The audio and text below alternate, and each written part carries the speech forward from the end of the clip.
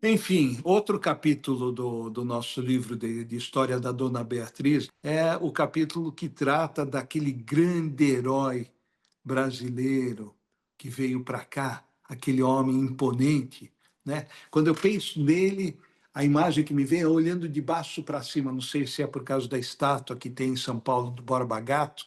Estou falando dos bandeirantes, mas a palavra é desbravadores do Brasil. Bandeirantes é um desbravador do Brasil. Eles vieram para São Paulo justamente para se juntar com famílias de cristãos novos, sim, para desbravar o Brasil, mas na qualidade, olha, talvez eu vou ser até um pouco injusto. Eles estão muito assim para cangaceiros, porque imagina só entrar no meio do mato, tá? Não tem aquela figura, a gente pega nos livros, figuras imponentes, bem vestidos. O cara ficava aí meses, semanas, vagando pelo mato, desbravando, como diz aquela palavra, desbravando o Brasil, e ele caçava índios para os bem-sucedidos, os fazendeiros, tal, mas a principal, olha, isso que os livros omitiram, a principal missão deles, a principal, como eles eram, eu vou já citar nomes, como eles eram cristãos novos também, descendentes, né, já eram filhos, Ben Anussim, dos cristãos novos, eles vieram para detonar a igreja. A ideia deles era atacar as missões, entrar no mato, atacar os jesuítas como vingança pelo mal que fizeram para os pais deles, para as mães. Um renomado bandeirante que a gente conhece, a gente viaja pela estrada com o nome dele, realmente é uma figura, um nome poderoso no Brasil, é um tal de Fernão Dias. Diversos nomes que a gente conhece dos bandeirantes, eles vieram para vingar o tratamento dispensado às famílias deles. Então, eles adentravam no mato para atacar, queimar os locais de catequese, atacando os jesuítas. Esse era o trabalho fundamental, era a missão, não era nem um trabalho, era uma missão espiritual dos bandeirantes. Quem for pesquisar, né, a história desses, um por um desses bandeirantes, vai ver que eles são descendentes realmente, nomes, e fala do nome, por exemplo, tem toda a linhagem, a mãe e o pai do Fernão Dias, tá? Tudo o que ocorreu e a que ponto que ele chegou de tanta ira para vir para cá, para essa vingança. É um capítulo importante que ocorreu em Pernambuco, que foi a chegada dos holandeses em Recife, na região, né? Os holandeses, eles foram para o Brasil nessa região pelas questões comerciais, em busca do açúcar. E assim também holandeses, judeus holandeses foram, junto com os holandeses, foram para Pernambuco e Recife. Lá fizeram uma comunidade muito interessante, porque os holandeses, quando conquistaram a Pernambuco, quando conquistaram Recife, eles foram, eles deram liberdade da prática religiosa. Então, foi um grupo judaico que teve essa liberdade de praticar suas tradições, cresceram, se emanciparam na cidade, a tal ponto que, vamos dizer, temos até relatos da frequência na sinagoga de Recife, de como eles se expandiram. Eles viveram realmente bem. O que aconteceu? Até que acabou o domínio holandês.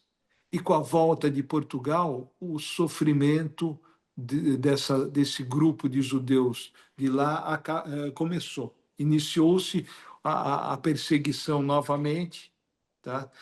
E não teve outra saída.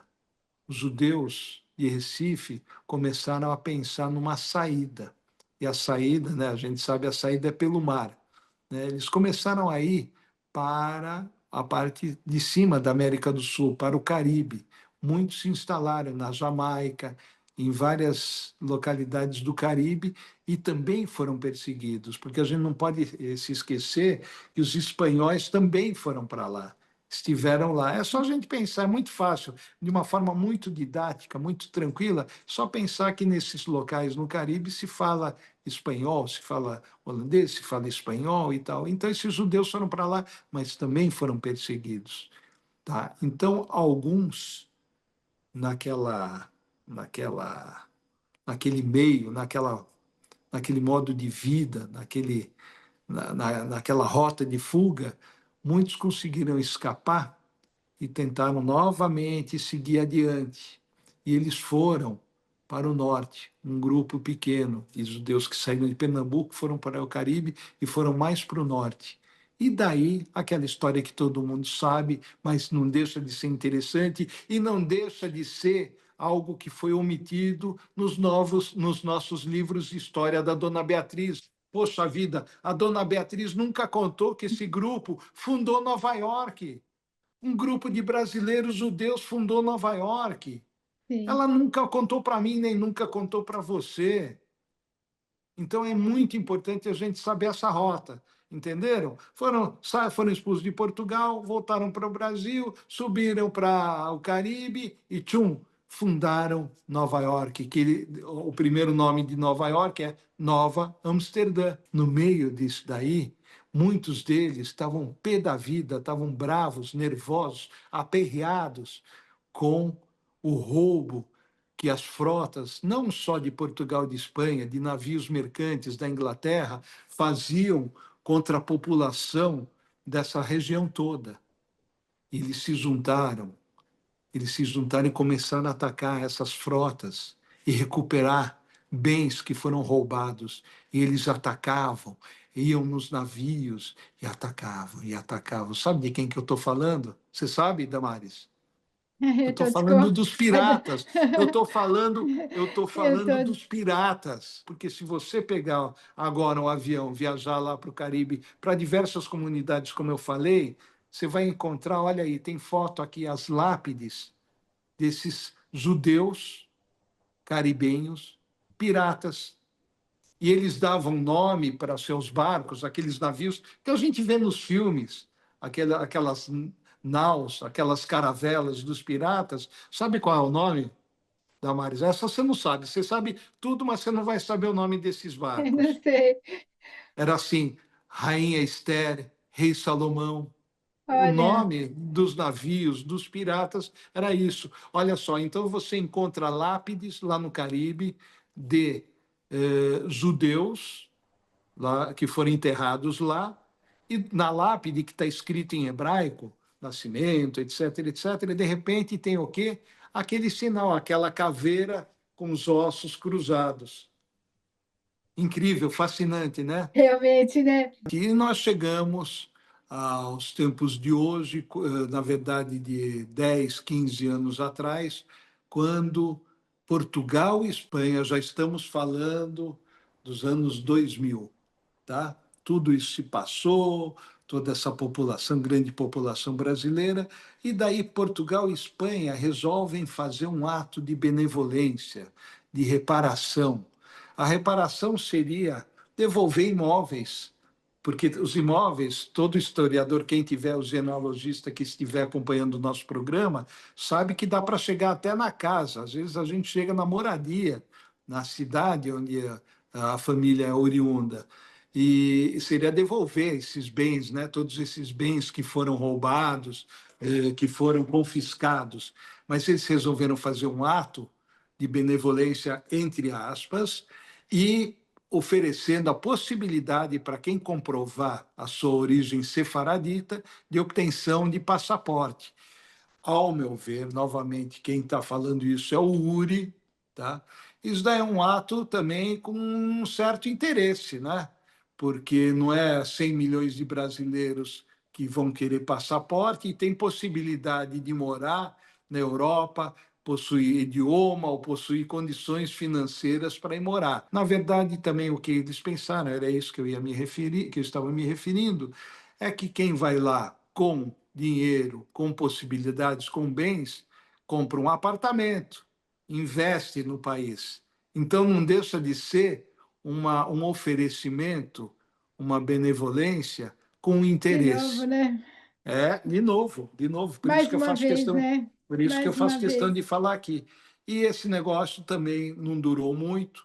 Há poucos anos atrás encerraram esse presentaço, então acabaram com essa ação governamental de dar cidadania, tanto Portugal como Espanha. Muita gente aí, muitos amigos nossos perguntam como que é feito o teste, como eu consigo descobrir se eu sou judeu. Então a gente fala o seguinte, normalmente eu falo o seguinte, você tem três condições. Ou a parte oral, que a professora Anita Novinsky sempre, desde que eu era pequenininho, mencionava a parte oral. A pessoa faz relatos, parece que minha bisavó varria de dentro para fora, minha avó dizia que não podia comer porco, que não podia contar as estrelas do céu, costumes judaicos, da tradição judaica.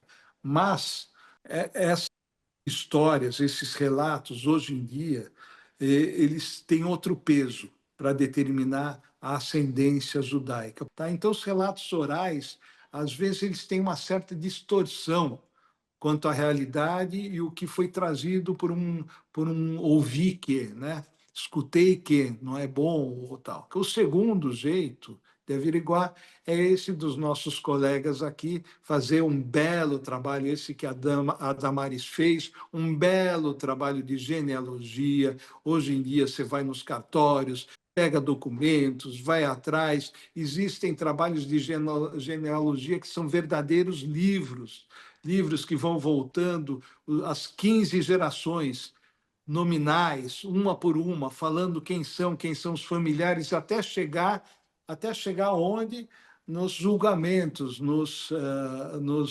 da Inquisição, nos autos da fé e chegando nesse ponto onde está Sim, descrito o nome dos parentes e está mais do que comprovado a ascendência judaica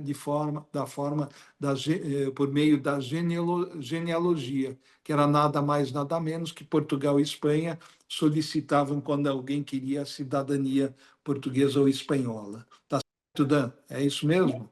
Então, essa seria a segunda metodologia para averiguar a ascendência. E a terceira, a gente vem agora para o lado moderno da vida, são os testes e os exames de DNA, tá? Que é feito uma tecnologia, você raspa a bochecha, depois de um tempo você recebe no seu computador a sua árvore genealógica, você recebe quem são seus ascendentes, seus pais, avós, e o banco de dados que se expande e você encontra parentes aqui, acolá, na Espanha, na Inglaterra, na Austrália.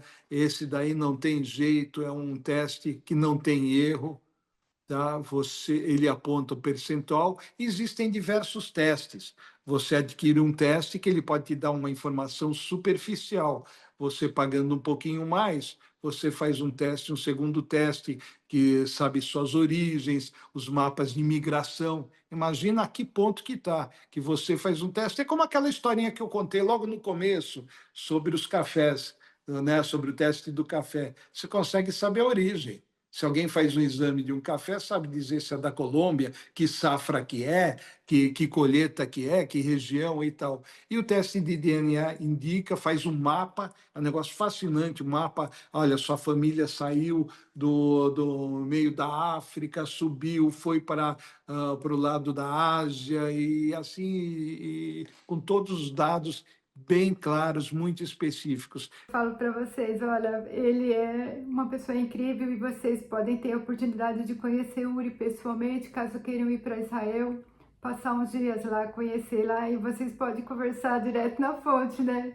Então, ele vai mostrar para vocês Israel como ninguém mostra e ele vai conversar muito com vocês. Vocês aproveitem para perguntar para ele, olha, eu quero saber isso. Enfim, é a pessoa que pode ajudar vocês aí no entendimento da sua família, né, nas pesquisas Anunciem, mas principalmente, né, você conhecer Israel, curtir lá. Uri, muito obrigado. Realmente eu quero estar com você no próximo encontro, tá bom?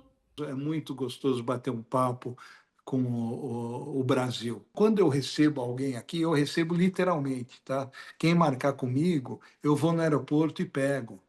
E eu levo e eu dou dicas de passeios diferenciados. Como diria o Napoleão Bonaparte, quando as tropas dele estavam no Egito, ele olhou para as pirâmides e falou: diante de vós, 40 séculos vos contemplam. Quem desce no aeroporto aqui em Israel e faz um passeio, vai, por exemplo, visitar as cidades dos nabateus e outros lugares, eu falo a mesma coisa.